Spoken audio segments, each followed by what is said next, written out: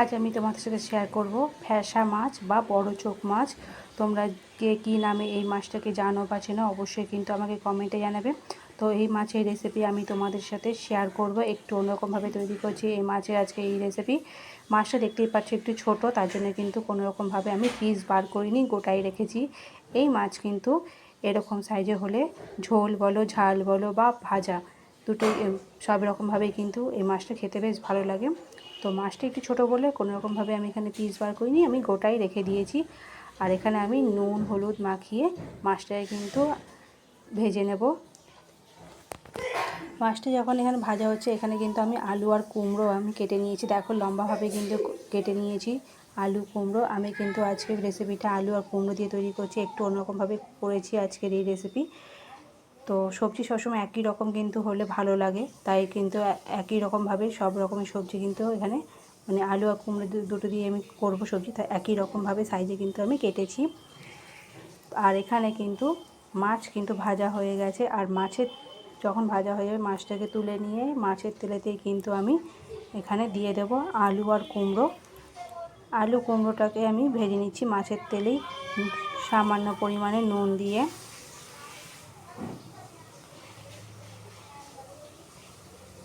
আমি এখন কিন্তু কোনোরকমভাবে হলুদ দিচ্ছি না, শুধু নুন দিয়ে কিন্তু আলু কুমড়োটাকে ভেজে নেব।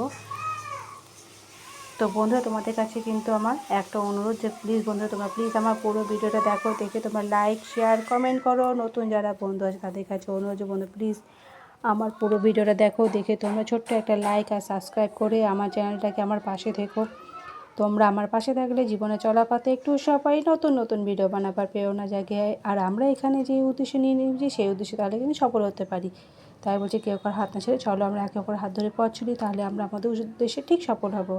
এখানে কিন্তু আলু কুমড়ো ভাজা হয়ে গেছে, আমি এখান থেকে কুমড়োটা তুলে নিয়েছি আগে, আর আলুটার মধ্যে দিয়ে দিয়েছি আর কালো জিরে ফোড়ন দিয়ে দিয়েছি। আর এখানে সর্ষে আর কাঁচা লঙ্কা আমি বেটে নিয়েছি, আমি কিন্তু তেলের মধ্যে দিয়ে দিলাম। সর্ষে আর কাঁচা লঙ্কা আমি এর মধ্যে দিয়ে কিন্তু একটু ভেজে নেব।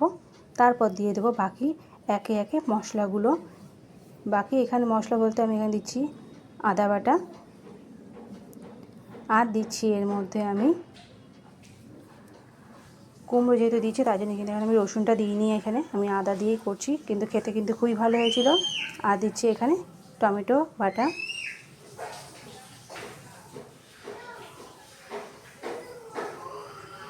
একটু ভেজে নেব টমেটো আর আদাটাকে।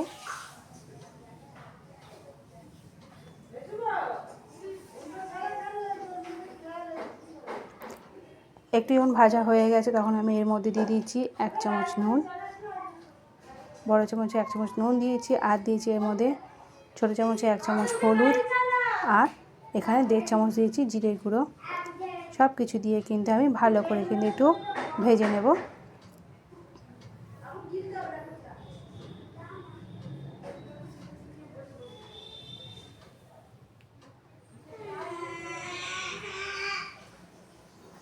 সব কিছু দিয়ে এখানে কিন্তু ভালো করে আমি এখানে ভেজে নিয়েছি। মশলাটা কিন্তু খুব ভালো করে ভেজে নিতে হবে, যতক্ষণ না মশলা গা থেকে তেল ছাড়ছে ততক্ষণ কিন্তু এটাকে আমি খুব ভালো করে ভেজে নিয়েছি।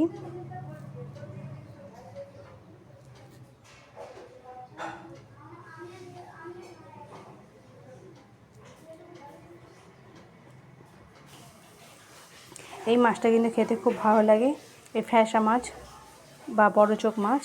তো আমাদের এখানে তো সবাই বেশিরভাগ আমরা মানে বড় চোখ মাছ নামে জানি। তো যাই হোক, তো এই মাছটা কিন্তু খেতে বেশ ভালো লাগে। আর এর মধ্যে দিয়ে দিলাম আমি 1 চামচ লঙ্কার গুঁড়ো দিয়ে ভালো করে কিন্তু আমি ভেজে নিচ্ছি। গ্যাসের ফ্লেমটাকে কমেই কিন্তু আমি কিন্তু পুরো মশলাটা কিন্তু ভাজা করেছি। মশলা যত ভালো করে ভাজা হবে সবজি কিন্তু তরকারি কিন্তু খুব টেস্ট হয়। তাই এখানে আমি একটুখানি কিন্তু সামান্য পরিমাণে একটু জল দিয়েছি। জল দিয়ে কিন্তু আমি মশলাটাকে খুব ভালো করে কিন্তু এখানে ভেজে নিচ্ছি।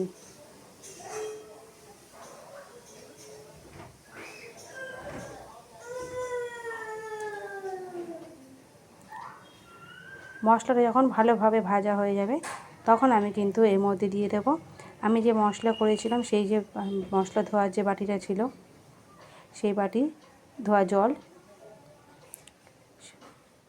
বেশি এখানে আমি ঝোল কিন্তু করব না, তাই কিন্তু এখানে আমি সামান্য পরিমাণে কিন্তু এখানে আমি জলটা কিন্তু দেব।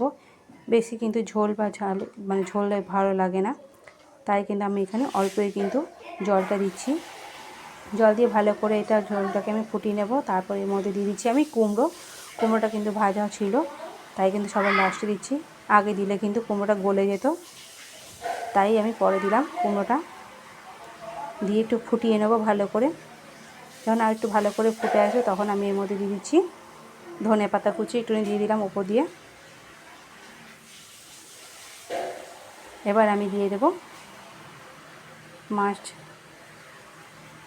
মাছটা যা আছে ভাজা মাছ, সেই ভাজা মাছটা এবার আমি এর মধ্যে দিয়ে দেব।